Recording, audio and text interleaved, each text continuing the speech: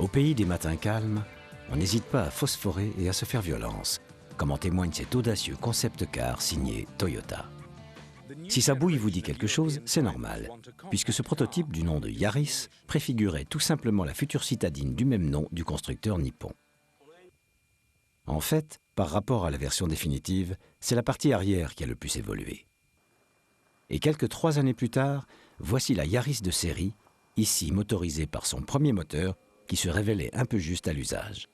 Un 1 litre de cylindrée à 16 soupapes, développant tout de même 68 chevaux.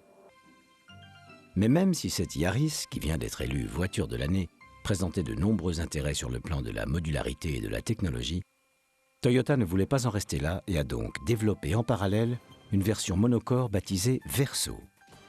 L'essentiel était déjà là, que ce soit au niveau du style ou de l'astucieux aménagement de l'habitacle, et comparé au modèle actuellement commercialisé, le prototype que vous voyez évoluer devant vos yeux n'a quasiment pas changé.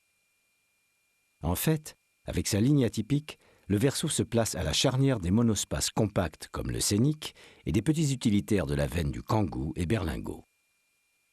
Petit dehors et géant dedans, le Verso se révèle être l'arme absolue pour les familles nombreuses devant effectuer fréquemment des trajets urbains.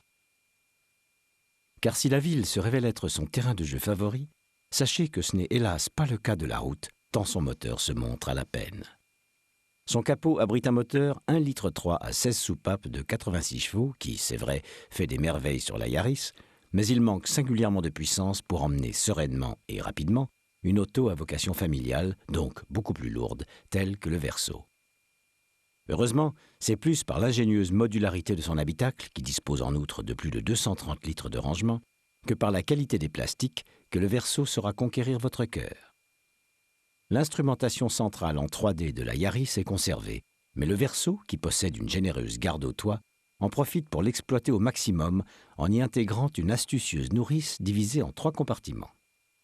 Le coffre est immense, surtout lorsque les sièges arrière ont pris place dans le faux plancher du Verso, laissant ainsi un espace de rangement totalement plat, offrant alors un volume de chargement supérieur à celui du Scénic, avec plus de 2160 litres de capacité.